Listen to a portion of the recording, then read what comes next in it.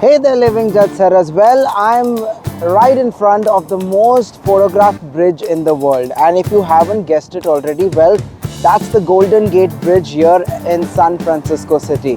And in today's video, we are going to tell you the top things that you have to try and do when you're visiting San Francisco.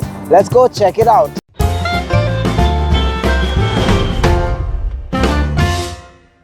So we are going to be heading over to the Golden Gate Bridge, and we're actually going to ride across the bridge, and that's my vehicle for today. Now, the best part of taking a bike and exploring the place on your own is you will come across some hidden gems off the beaten path where no one will be there, no tourists around, and you're going to get spectacular views. And if you know what I'm talking about, well, I'm speaking about the Golden Gate Bridge. I found a little corner here off the beaten path. You can see there's no one around me. Here's my bike next to me, and I'm right at the beach, and if you can see, there's the Golden Bridge right behind me.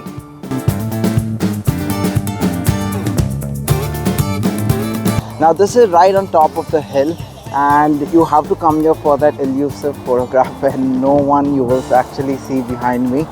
So if you want that picture, take a bike, or probably you can walk it off and get that Instagrammable pic right in front of the Golden Gate Bridge here in San Francisco.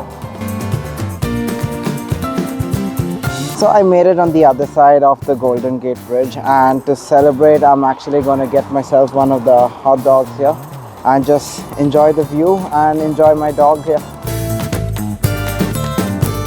So next we are going to go, since we're on the other side of the Golden Gate Bridge, we are going to explore the town of Sausalito. I hope I'm pronouncing that right. But let's go head over there now. Well, if you think you're going to put on any calories during your vacation, well, this is a great way to burn all of them off. And in San Francisco, it's a city full of hills. So yeah, biking is a great way to stay fit too. Nice town here by the bayside. You have beautiful restaurants and great architecture of the houses also around me, and you can actually dine at one of these restaurants here and just enjoy the view of the bay. So we've explored and just rode across the town of Sausalito, and we're going to actually take the ferry back to the mainland of San Francisco now.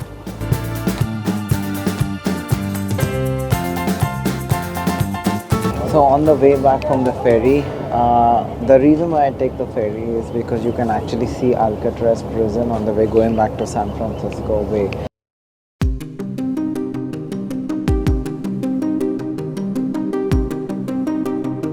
I've entered the place. It is already spooky. Where did the crowd go, man? So the good thing about the tour is you get like an audio guide and you're set.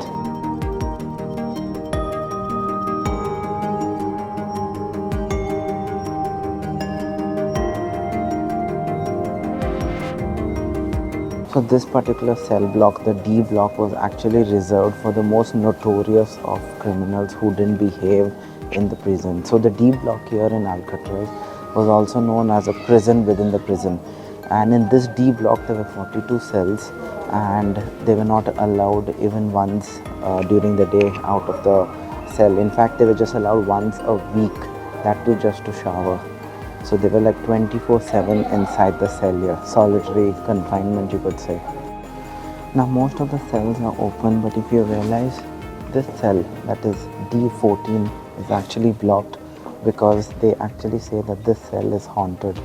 And there have been reports of finding some paranormal activity inside the cell, and that's why it's locked. We're gonna try to go near it, but trust me, it's really spooky, and it just has some feeling. There's I don't know, some weird cold air kind of thing. So I just came outside the prison here at Alcatraz, and I would just say I am blown away by the history of it, and I can't even imagine what it must be, what it felt like to be imprisoned here in Alcatraz, and I have no words to explain it.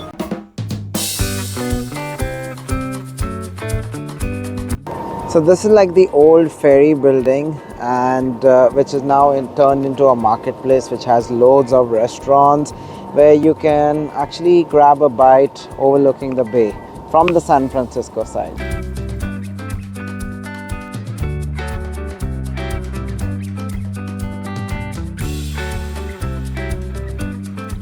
Now just to show you guys how steep the hills here in San Francisco are, I'm going to pan the camera around and show you that even the cars here are parked at a 45-degree angle.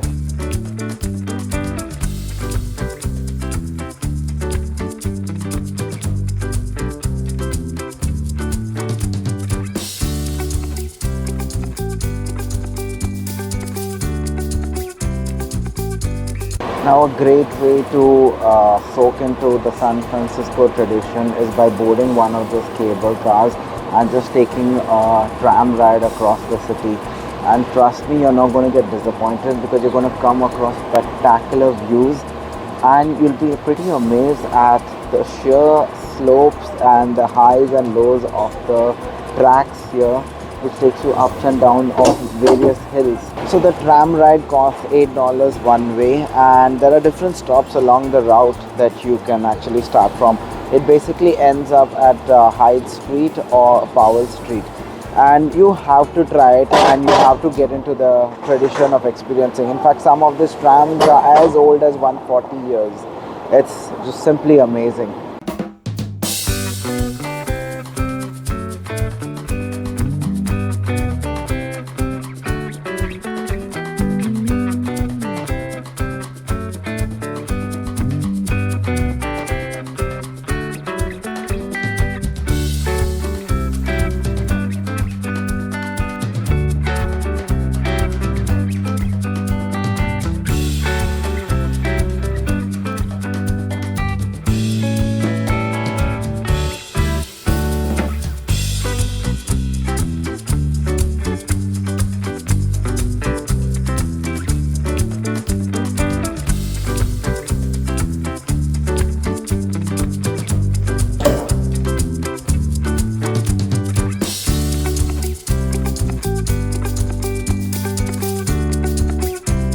Now if you're visiting San Francisco, you have to come to Fisherman's Wharf.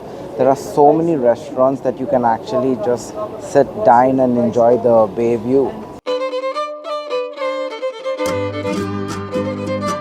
Now also when you're in Fisherman's Wharf, you have to come to this museum mechanic. You're going to find tons of old arcade games, and trust me, it's just wonderful to be here. And the admission is actually free to be inside this arcade.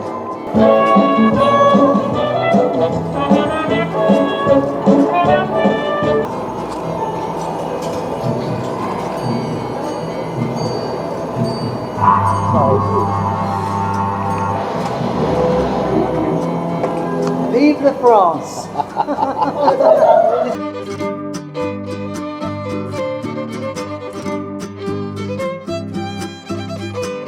Now when you're here at Fisherman's Wharf, you have to check out the sea lions that you will just find around this area. Wow, just look at that.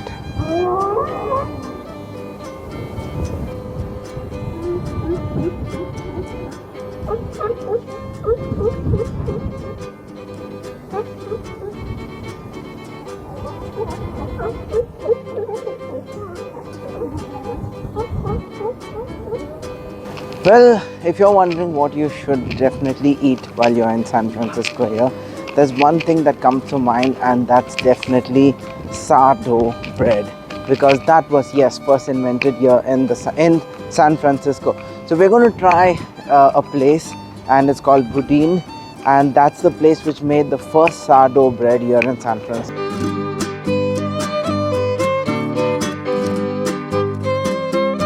So that's the classic sourdough bread, and that's how it's done. So I've got myself the crab chowder, and it's going to be served in the classic sourdough bread. Wow. This is so amazing. Just look at those baskets.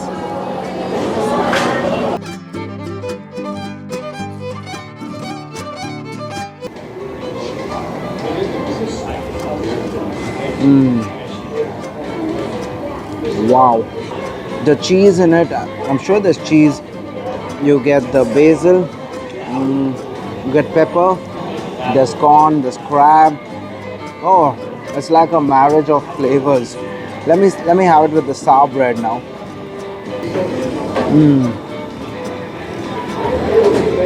That is amazing.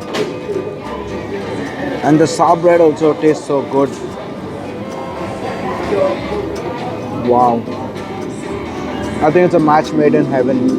So basically what happens is as you eat it, you can actually scrape off the bread, which then goes into your clam chowder and mixes with it. So because it becomes soft, and you can just, like you see what I'm trying to do here, just scrape the inside of the sourdough bread. Well, I'm pretty stuffed and I have finished my chowder. Well, that's it from us here at Fisherman's Wharf in San Francisco. If you guys enjoyed this video, please make our day by hitting that like, share and subscribe button. Until we see you with many such videos, this is Meryl from the Living Jet Setters at Fisherman's Wharf signing off.